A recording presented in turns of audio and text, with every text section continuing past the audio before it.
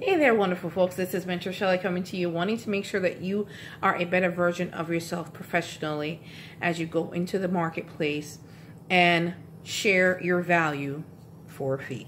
I want you guys to make sure that if you like the information that you've heard on this channel so far, definitely like, share, and subscribe to the YouTube channel or on Facebook or on IGTV, depending on where you are watching this particular video. Today's topic is actually I wanted to talk to you guys today about some of my some of the interview nightmares I've heard about from clients and also from colleagues. And there's a couple things I want to go over. There's two things that you definitely do not want to do during an interview. If you want the job anyway. Now if you want to tick people off, I don't want to use the word, I want to use a P word. If you want to give people a headache or irritate them on the spot, then you can do these two things. But if you don't want to do that, if the goal of the interview is to get the job, and if you're going to annoy them in an interview, you're going to keep annoying them, at least that's the impression you're giving. So you don't want to do these things. Trust me, you don't. However, there's two things that you don't want to do when going to a job interview. Whether it's like how you're seeing me on a video right now, whether it's a video interview that you're doing remotely, or you're in a room with one, two, or a panel of people. This is two things you don't want to do in an interview. Number one, especially if you're in a panel interview, because what I'm going to be doing is a series of how to handle different types of interviews.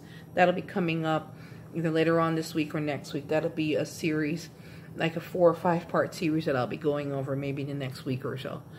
Because every type of interview has its own nuances. Anyway, let's get to the two things that you don't want to do. I have spoken to, or as a matter of fact, I have a colleague of mine, we'll call her D. She's kind of like what we used to refer to her as our work mother, so to speak. She's been in human resources a lot longer than I have. Actually, she's been in human resources for more than 35 years. So, of course, back then when they called it, not human resources, when they called it personnel. If you're a generation X or Y, you may know what I'm talking about. If you're a millennial, you really don't know that word. Personnel is one of the words that they used to describe human resource people or human resource departments, a personnel department. Anyway, let's get into the story. D pretty much was telling me about an interview she was conducting with a young lady. The young lady came into the interview. Of course, this was back in the early 90s, early 90s, late 80s, going into the 90s. Cell phones were not that prevalent then, but in this particular case, no, we're not going to talk about the cell phone issue. I'll talk about that in a minute. This particular issue, of course, unfortunately, back then, LinkedIn wasn't around either. So a lot of career profiles or company information wasn't accessible. The World Wide Web wasn't in place then either.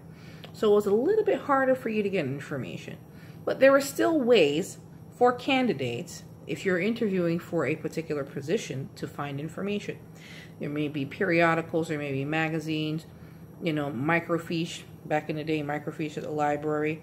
You can go to the library and find out information to get prepared. What Dee told me that while she's interviewing this particular candidate, she asked, "So, what did you like about the company? Why did you decide to apply here?" The candidate pretty much looked at her and said, "Because you guys had openings and I needed a job." While that answer is honest, you might want to put a little bit more finesse on your response. Because that particular response, because that's all she responded. That didn't go over very well. And now, as millennials that are going into the workforce, that are already in the workforce, and people that are older, please, under no circumstances, we have way too many resources. Google, the web, LinkedIn. Every company that's worth their salt has some form of a web presence online. Or if not even a web presence, they may have their own app. They may have social media pages. Please, if you're going to go into an interview, do not ever go in there and not know anything about the company. Because I can guarantee you're going to get that question in the interview. And if you do not have an answer other than, you guys had an opening, so I applied for the job, you're not going to get hired. Your interview actually may get cut short. So please don't do that if you want to get hired. Okay. That's do not go in there unprepared, number one. And I actually have a great resource for that in order for you to prevent going into an interview unprepared. I do have a resource, a self-directed resource at mentorshelley.com/services/interview help.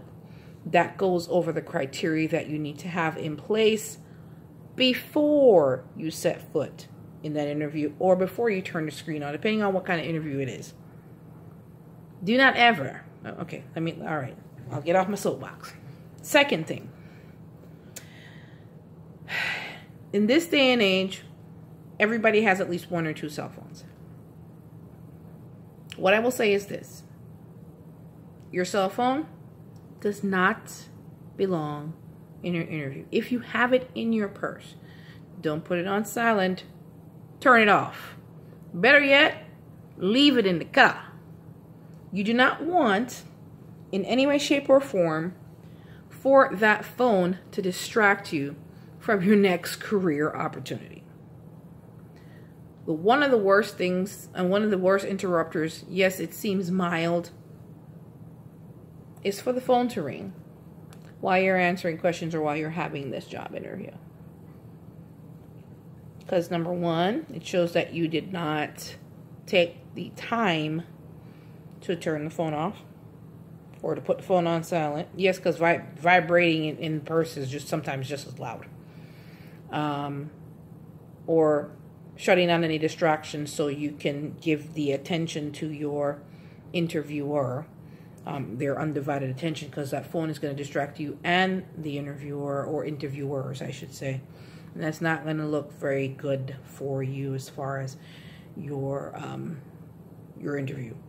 I've listened to recruiters and I've listened to HR managers and spoken with and discussed in detail with HR managers how much it pretty much is a candidate killer. You don't go any further if that happens in your interview. So it's important, number one, 2 things you don't want to do. Go into an interview unprepared, not knowing anything about the company that you're trying to work for. And 2, going into the interview with your cell phone on ring. Don't even bring it in the interview. Leave the phone in the car. Just in case you think you might leave it in the car. Of course, if you definitely want to get a more in-depth work with me one-on-one to make sure that you are truly prepared for your industry-specific interview, whether it's for a panel interview over the phone, conference call interview, or a panel interview with 2, 3, 5, 10 people, schedule a interview coaching session with me at mentorshelley.com/services/interview sessions. Not only will we go through regular questions that I'll coach you through, but also industry-specific questions, along with a lot of the features that come from my Mentor Shelley interview help audio course that I also have available, which I mentioned earlier in the video at mentorshelley.com/services/interview help. A lot of those pieces will be included in your one-on-one session as well. So I want you guys to make sure that you're conquering in your interviews, but please don't do those 2 things. There are other things on my forbidden actions list for job interviews, but those are on the top. Anyway, guys, if you find this information helpful, or you know somebody that's getting ready to go through an interview and know that it can benefit from this information, definitely like, share, and subscribe to the YouTube channel, or on Facebook or on IGTV, depending on where you're watching this particular video. And of course, as always, if you have questions in regards to general, career coaching, or interviews, or job search techniques, things of that nature, you can definitely contact me at mentorshelley.com/contact. You can leave me a voicemail message by ticking the gray tab on the side of the screen, or you can leave me an email message as well on that page. I'll be responding within 24 hours to your questions. And of course, as always, this is Mentor Shelley, wanting to make sure that you are living your dream career and you're doing so in a professional manner. Take care, guys, and you have a good one. Bye.